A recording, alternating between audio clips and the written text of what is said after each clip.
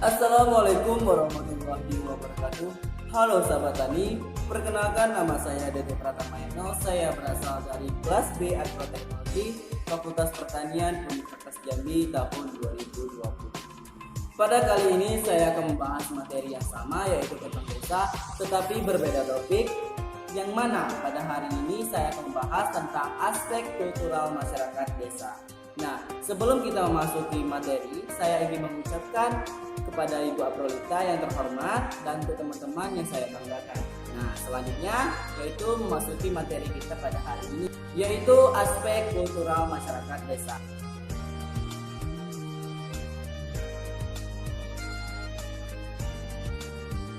Nah, teman-teman sudah melihat kan tayangan slide tadi.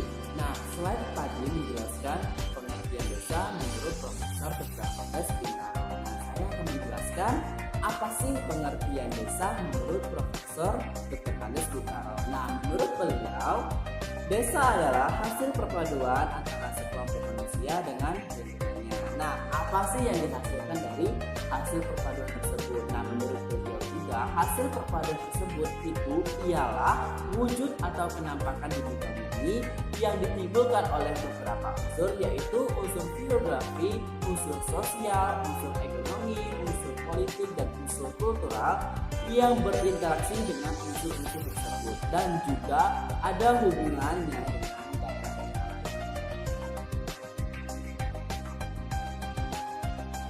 Nah, teman-teman sudah melihat kan tayangan slide kedua tadi. Nah, di mana tayangan slide kedua tadi menjelaskan pengertian desa menurut pengertian umum. Nah, desa menurut pengertian umum ialah suatu permukiman yang berada di luar kota yang memiliki penduduknya berjumlah agraris. Desa mau saja berkembang, tetapi mereka harus memperhatikan ajaran-ajaran tersebut adat yang dilakukan mereka. Nah, apa sih penyebabnya dan apa sih alasannya? Alasannya karena apa? Alasannya yaitu mereka masih memegang teguh adat-adat yang telah diajarkan oleh mereka. Nah, jadi apapun yang berkaitan dengan hal yang baru, hal yang menurut mereka asing, itu harus mereka pikir dua kali untuk diikuti ataupun untuk diterapkan di desa mereka, karena mereka sangat memegang teguh adat istiadat yang menuju adat. Jadi teman-teman jangan salah kata ya, karena pedesaan merupakan suatu desa atau suatu tempat yang sangat memegang teguh adat istiadat yang telah leluhur mereka ada kepada mereka. Oke.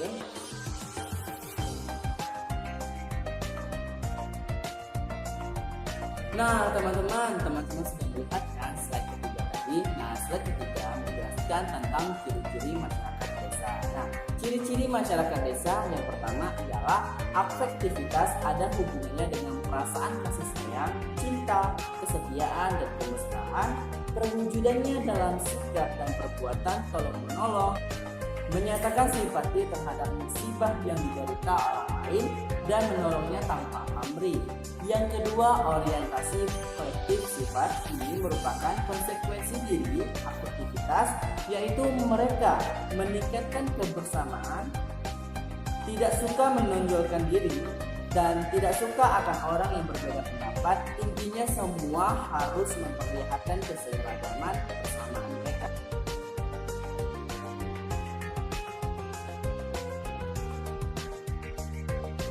Nah, teman-teman sudah melihat kan tayangan slide keempat tadi.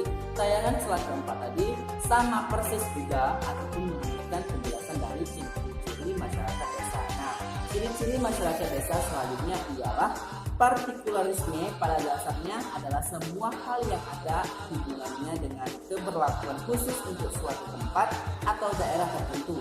Perasaan subjektif, perasaan kebersamaan sesungguhnya yang hanya berlaku untuk kelompok tertentu saja. Nah, yang selanjutnya ialah askripsi, yaitu berhubungan dengan mutu atau sifat khusus bisnis yang tidak diperoleh berdasarkan usaha yang tidak disengaja, tetapi merupakan yang keadaan yang sudah merupakan kebiasaan atau keturunan. Nah, yang selanjutnya adalah kekabaran, yaitu sesuatu yang tidak jelas terutama dalam hubungan antara pribadi tanpa ketegasan yang dinyatakan eksplisit. Masyarakat desa menggunakan bahasa tidak langsung untuk menunjukkan sesuatu.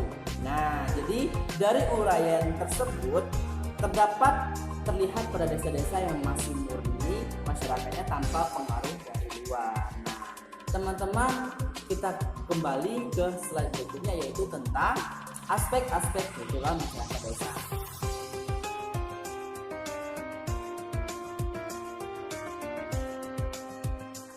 Nah, teman-teman sudah melihat kan slide yang tadi, yaitu tentang aspek-aspek kultural masyarakat desa. Nah, di mana aspek-aspek kultural masyarakat desa terdiri dari dua, kebudayaan, dan yang kedua adalah kebudayaan tradisional desa. Nah, kita akan membahas yang pertama dulu, yaitu tentang kebudayaan. Nah, teman-teman, kita akan membahas tentang kebudayaan, yang mana kebudayaan ini merupakan aspek kultural masyarakat desa.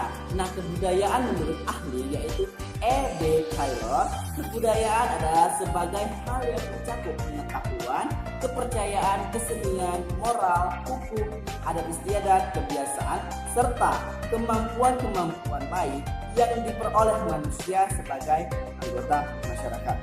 Selanjutnya, kita akan menampilkan slide selanjutnya, yaitu tentang aspek kultural masyarakat desa dalam pengertian kebudayaan menurut para ahli.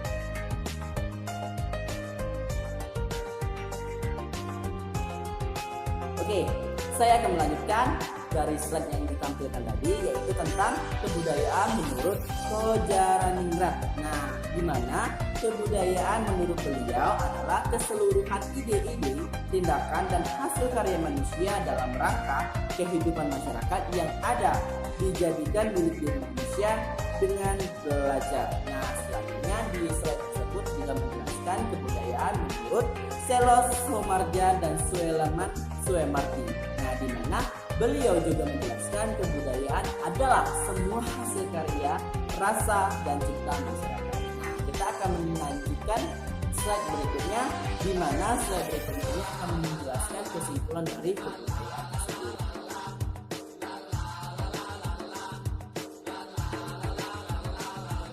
Oke, teman-teman sudah melihat kan apa sih kesimpulan dari kebudayaan tersebut? Nah, jadi kesimpulannya adalah, jadi kebudayaan adalah suatu yang berwujud berupa alat dan berbagai teknologi untuk keperluan hidup manusia, tata nilai, dan berbagai aturan tertib sosial untuk menjaga keberlangsungan sistem yang ada, baik ekonomi, sistem sosial, dan berbagai sisi kehidupan manusia lainnya. Oke, selanjutnya teman-teman harus perlu mengetahui hasil unsur-unsur kebudayaan itu. Nah, kita akan menampilkan unsur-unsur kebudayaan dalam bentuk slide, yaitu cekidot, dilihat ya teman-teman.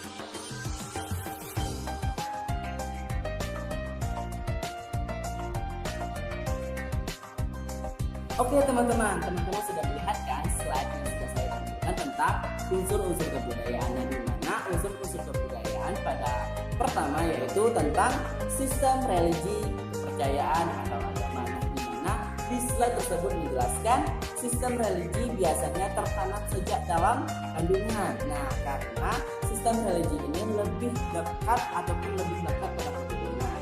Nah, pada masyarakat desa sendiri, sistem religi ini terlihat sangat kental dan sangat bernilai. Nah, itulah teman-teman yang saya jelaskan pertama tadi tentang desa. Mengapa mereka itu tidak menerima hal baru? Karena mereka masih mempegang teguh ada istiadat dari leluhur mereka dan berpegang teguh sama sistem religi mereka. Nah, jadi sudah paham kan teman-teman ini, yaitu di dalam sistem religi ini karena dipengaruhi oleh faktor kepercayaan yang dimiliki oleh mereka. Nah, pasti sudah sangat jelas kan? Kita tampilkan slide berikutnya. Nah, kita tampil ke slide berikutnya, yaitu masih sama unsur-unsur kebudayaan.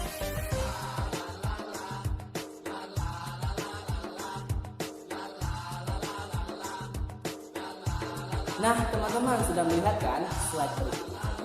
Nah, di mana slide yang tadi menjelaskan Poin nomor 2 yaitu sistem organisasi kemasyarakatan. Nah, di mana di slide tersebut menjelaskan bahwa sistem organisasi yang juga biasanya sering dijadikan sebagai wadah pengembangan diri setiap manusia. Dalam organisasi, mereka dapat berekspresi serta beraspirasi sesuai dengan tujuan bersama yang disepakati dalam organisasi tersebut, yang selanjutnya dapat mempersiapkan manusia untuk menghadapi kehidupan luar. Nah, jadi cukup jelaskan teman-teman. Nah, kita akan melanjutkan ke slide berikutnya, masih sama dengan unsur-unsur kebudayaan. Nah, cekidot.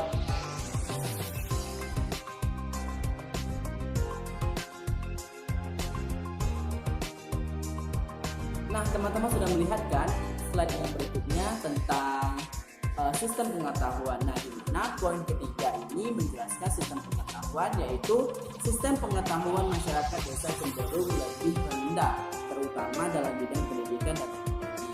Nah, karena itu masyarakat desa lebih mengutamakan kemampuan tenaga dibandingkan dengan teknologi atau pendidikan karena keterbatasan ilmu pengetahuan yang dimiliki. Oke. Nah, teman-teman, kita akan melanjutkan lagi slide-slide berikutnya.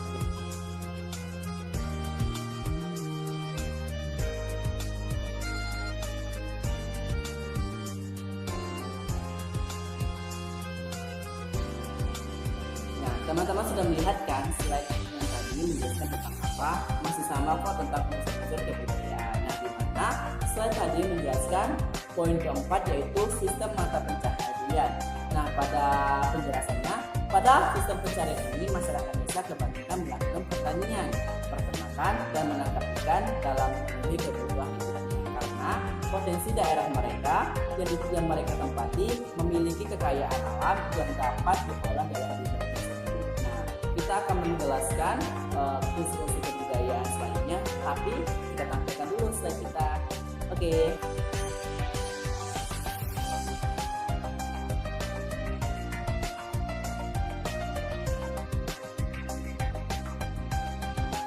Nah, slide yang tadi juga masih sama kok menjelaskan tentang unsur-unsur kebudayaan. Di mana slide tadi menjelaskan poin kelima tentang unsur-unsur kebudayaan yaitu sistem teknologi dan peralatan hidup. Nah, di mana di dalam penjelasan tadi itu menjelaskan diciptanya peralatan oleh manusia merupakan salah satu tujuan untuk mempermudah memperoleh sesuatu yang diinginkan oleh manusia. Dengan terciptanya peralatan tersebut, maka pekerjaan yang dikerjakan menjadi lebih mudah karena adanya alat teknologi. Nah, untuk selanjutnya kita akan menampilkan slide lagi. Cekidot.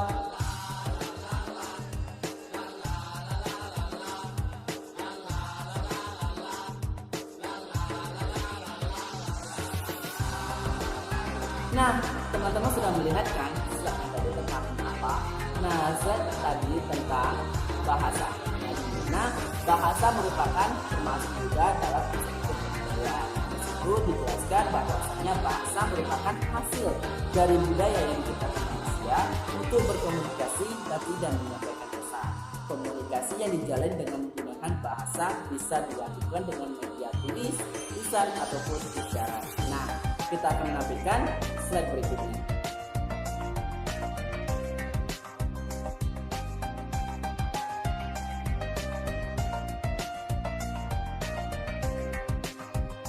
Nah, teman-teman, pada slide yang barusan ditampilkan tadi itu merupakan poin terakhir dalam unsur kebudayaan. Di mana poin terakhir ini menjelaskan tentang kesenian. Kesenian merupakan hasil budaya yang diciptakan oleh manusia untuk mengagumi keindahan atau mengutamakan nilai-nilai keindahan desa mereka. Ini merupakan hal yang bisa dinikmati oleh semua orang, baik itu melalui mata, telinga, ataupun pencernaan manusia.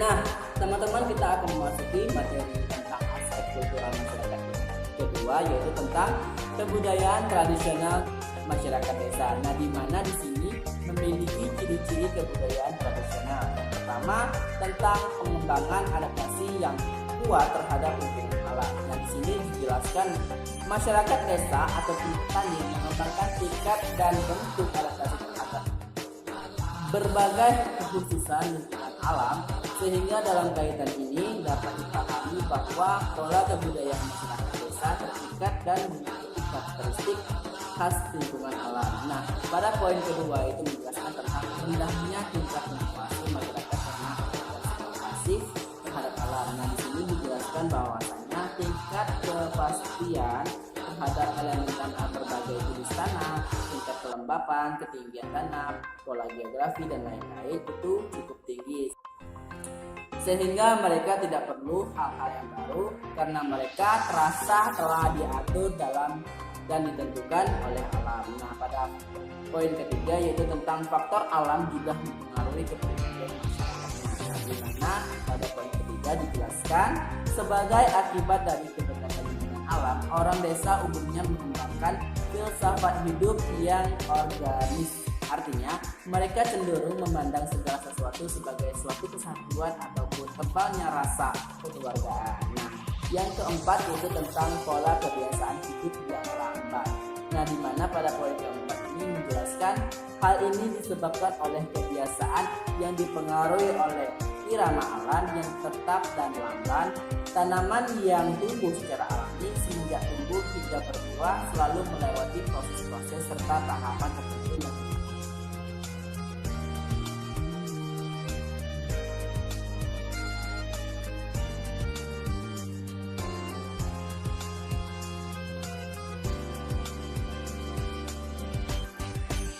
Nah, pada poin kelima itu menjelaskan tentang tebalnya kepercayaan terhadap tahayul.